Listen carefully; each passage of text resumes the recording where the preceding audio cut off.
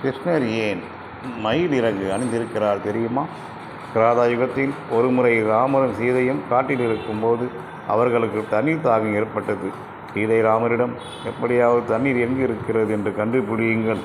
ராமர் இயற்கை கடவுளான பூமி தாயிடம் பிரார்த்தனை செய்கிறார்.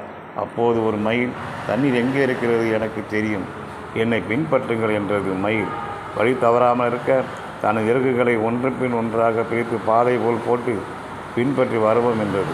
ஒரு வழியாக தண்ணீர் குளத்தை கண்ட ராமரும் சீதையும் தண்ணீரை அருந்தி விட்டு திரும்பி வரும்போது அந்த மயில் தனது இறகு இல்லாமல் இறந்து விட்டது.